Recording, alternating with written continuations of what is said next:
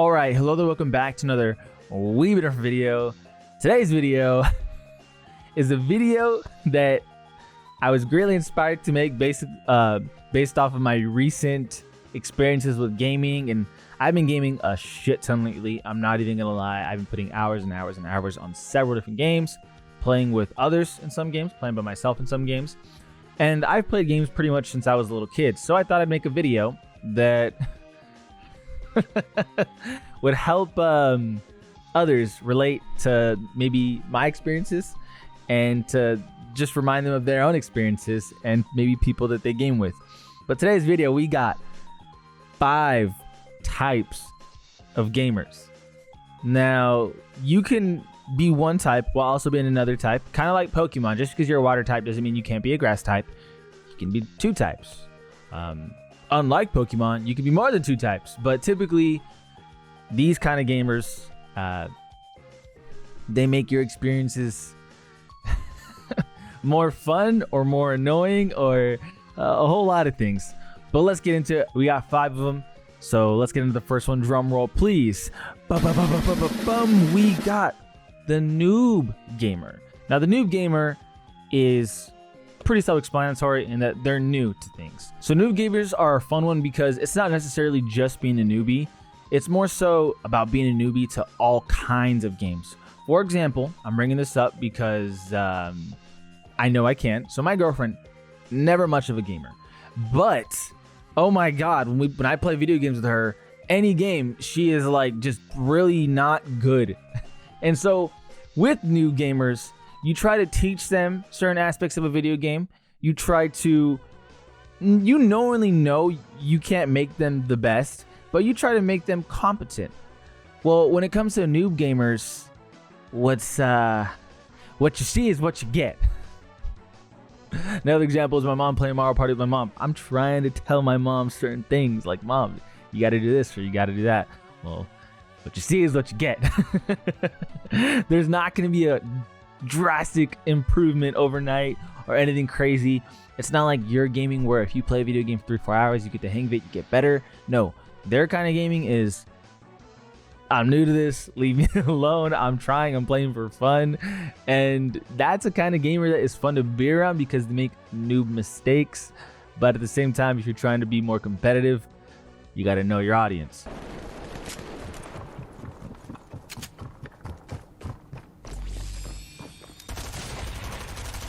What?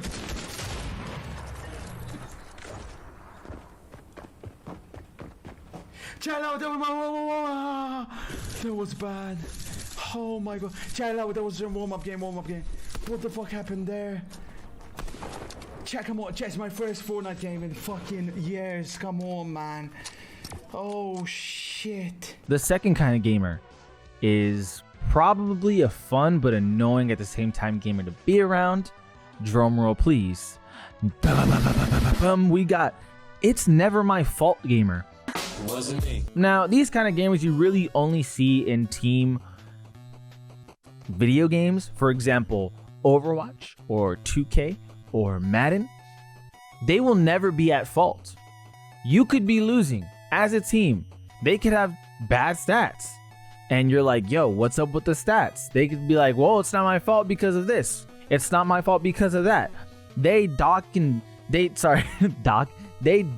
dodge seemingly an infinite amount of times just to never take any sort of blame.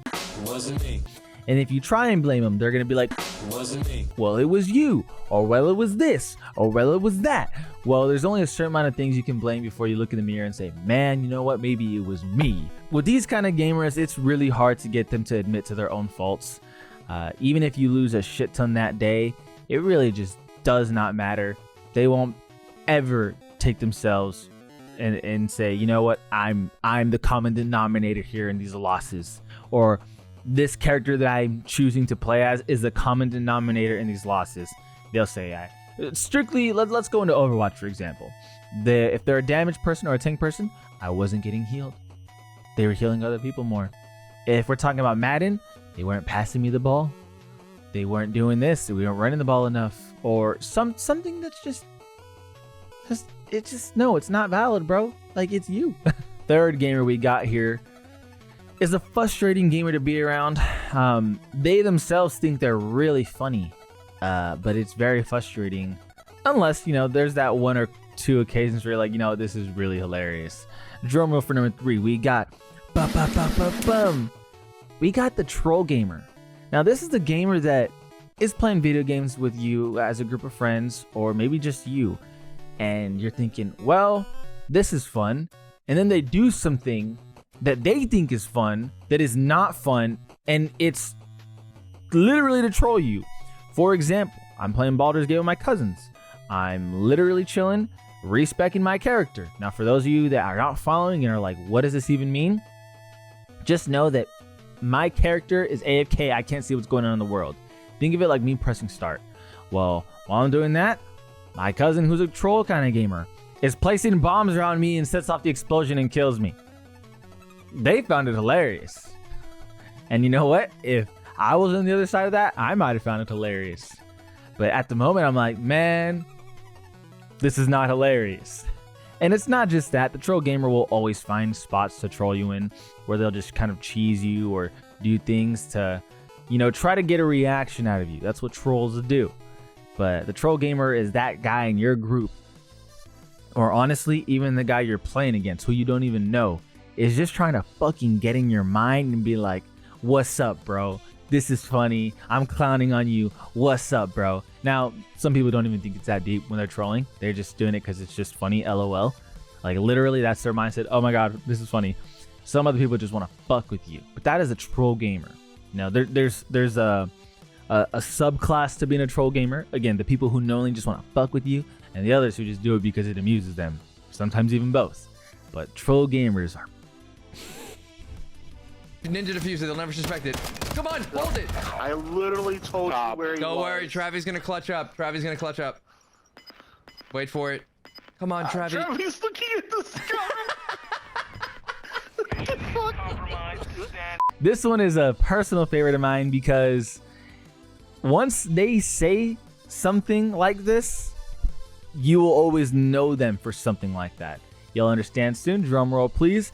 We got the specialist gamer. Now you're confused. What do you mean specialist gamer? Well, you might have that friend in your group who specializes in a specific genre of video games or a specific video game.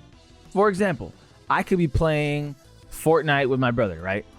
Be like, oh, boom, boom, boom, boom, boom, boom. I'm way better than you at Fortnite. By the way, the boom, boom, boom was just random rambling because we both just ramble and say dumb shit to give you guys a little bit of insight. But anyway, boom, boom, boom, boom. Anyway, we're playing Fortnite and I'm like, dude, you suck ass. I have way more kills than you. And I'll start talking shit like, man, get better at the game. And my brother, being the specialist gamer that he is, he's like, all right then, play me in UFC. Play me in a UFC game.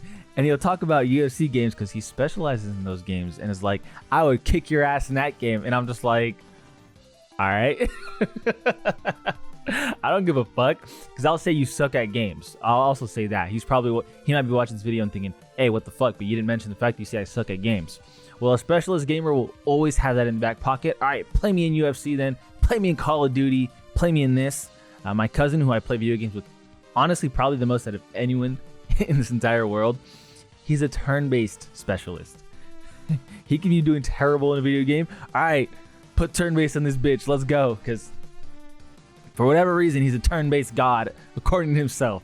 Now, based off of watching, he's got some skill. I think that skill's more so in solo games, because in Yu-Gi-Oh, I'm a dub master. In funny. in this game called Slay the Spire, I would like to say I'm better. He would say he's definitely better, but he's pretty decent in Baldur's Gate, so I guess he's a turn-based master. But the point is, you have your specialist in your friend group, and they're just like, all right, play me in this game, motherfucker, let's go. And I might say, okay. And the last, and definitely not least memorable, or least most obvious that there is, this is the kind of gamer that will make things really awkward or things really hilarious. Nevertheless, you are going to witness something very interesting. We got, drum roll please, bum, the Rage Gamer. This is like one of the most common gamers that there are. People who just rage at a video game. And some of you might be seeing this, for example, my girlfriend, and thinking, oh, I know what a rage gamer is. No, there's rage and then there's like rage. What I'm talking about is rage gamers. I guess there's levels to this shit is what I'm trying to say. So a rage gamer is the type to throw their controller, to break their controller, to throw their phone, to punch a wall, wink, wink.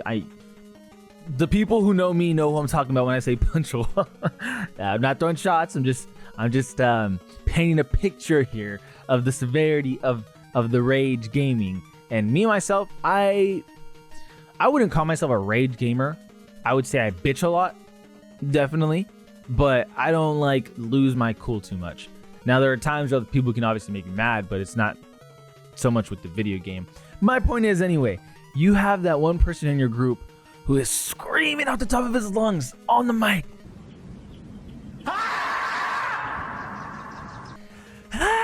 Or something along the lines of that, of not pure laughter, not pure I'm having a good time screaming, not role play screaming. I'm actually just mad at what's happening in my fucking screen screaming. If you were to ask my girlfriend now if I scream a lot, she would tell you yes. But that screaming isn't out of anger. That screaming is out of role playing or laughing or getting excited or something epic. That screaming is not out of just pure madness. Pure madness. We've been there though. You know, I've had my moments younger when I would rage, and there are people watching this who are like, oh, I know the rage gamer. I know that guy. We all know that guy. Or there's levels to it. Sometimes it's like, oh yeah, I know the rage gamer. He rages, but it's funny as fuck. You know, there's levels to it. Sometimes it's funny. Sometimes it's like, you want me to stop? Like, you want me to like leave? Like there's definitely levels to it. Hopefully the rage gamer you know, or that you might be, hopefully you can keep it a little more on the cool side of the rage, right? Because there is funny raging. You know what I mean? You can go on YouTube and look up funny rage moments. Like, there is some humor to it. But again, there's levels to it. If you're out breaking your remote, I mean, it's your remote. Do whatever the fuck you want. But it's like, bro, it's not that deep, bro. It's a video game, is what I'm trying to say. Unless it's your job. If you're a YouTuber whose job it is to do video games, okay, that's different. You're actually getting paid for that shit. But if it's just like, if you're just like a regular person playing video games casually, like, it's not that deep. I think. Keyword is I think. Your life is different than mine. I might not be able to understand why you rage the way you rage. Those are your 5 types of gamers. Now, those are not the only 5 types of gamers. There are so many more. But those are the 5 that I really wanted to talk about. And there's probably all kinds of videos talking about types of gamers. I just wanted to do my own because I've played so much. I want to talk about my experiences and talk about the people I've seen. And I could probably talk about several more. So if, you know, this video did even remotely okay, I could do a part 2. If not, no worries. I will catch you guys on the next video anyways. I appreciate you for watching. This is We've Been Different. And we out.